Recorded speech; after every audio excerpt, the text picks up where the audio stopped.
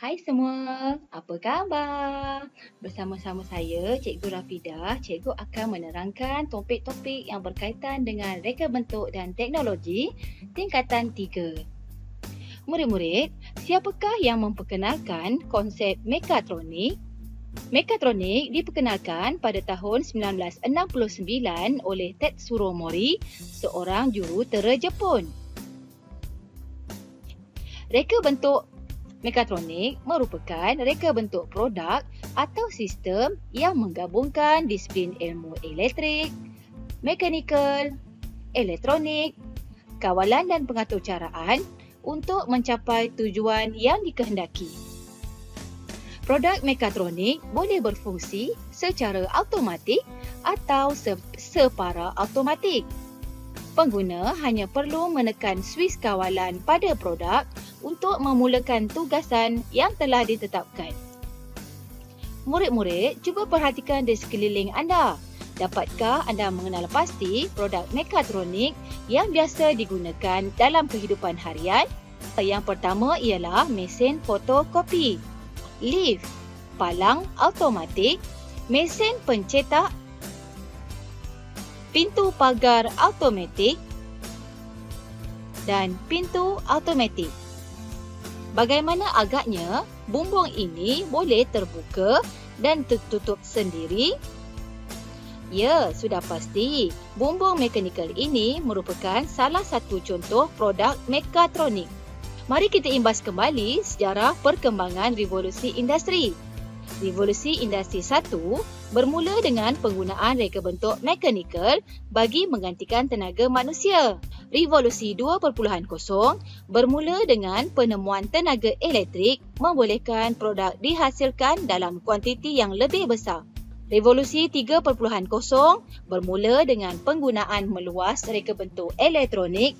Revolusi 4.0 melibatkan penggabungan reka bentuk mekatronik bersama internet benda, data raya dan perkomputeran awan bagi membentuk sistem pengeluaran yang lebih pintar.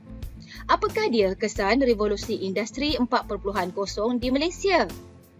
Yang pertama, mempertingkatkan lagi hasil pendapatan negara dari segi pengeluaran. Yang kedua, menaik taraf modal insan. Dan yang ketiga, meningkatkan pendapatan pekerja dalam kemahiran teknologi.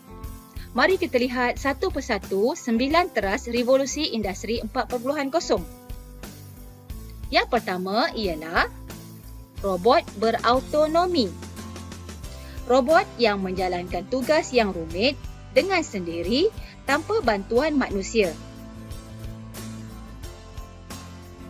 Mesin pengangkut ini telah diatur cara supaya dapat mengangkut beban yang berat dan menghantarnya ke tempat yang sepatutnya. Robot ini mempunyai sensor supaya sentiasa berada di daluan yang betul.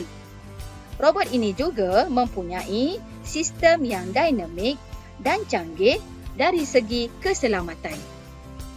Yang kedua ialah persepaduan sistem.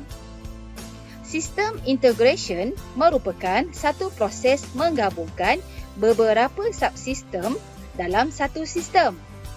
Contohnya, dalam satu organisasi, maklumat R&D, rekaan, pembuatan, sehinggalah bagaimana proses penghasilan produk akan dijalankan telah disatukan dalam satu sistem. Internet benda ataupun Internet of Things. Jika kita lihat 10 tahun hingga 20 tahun yang lalu, internet hanya boleh diakses daripada komputer sahaja. Namun kini, ia boleh digunakan dalam televisyen, kenderaan dan pelbagai perkakas-perkakas yang lain.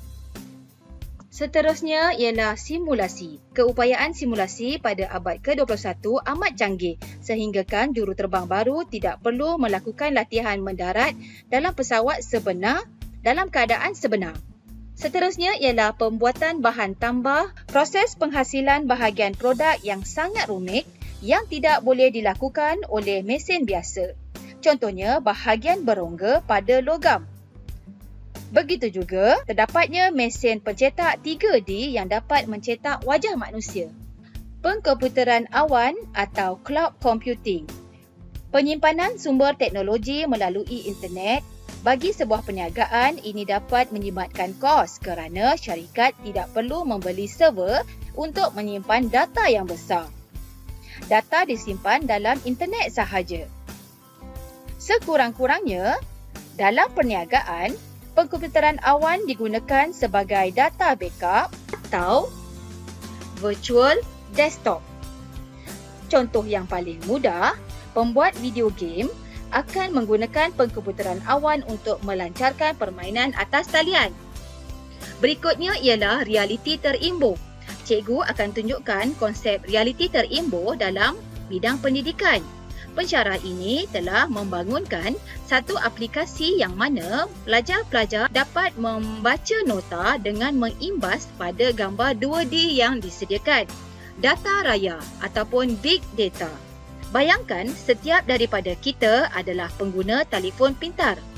Pelbagai aplikasi dan aktiviti yang boleh dibuat seperti chatting, telefon, Twitter, memuat naik video, mendengar lagu dan bermain game. Inilah yang dikatakan sebagai big data. Mengapa perlunya keselamatan cyber? Pernahkah anda mendengar perkataan penggodam ataupun hacker? Terdapat pelbagai jenis hacker seperti password hacker, internet hacker dan scammer.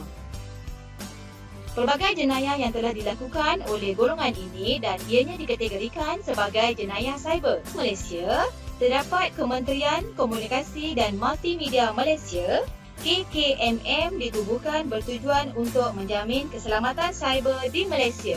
Sekian, terima kasih.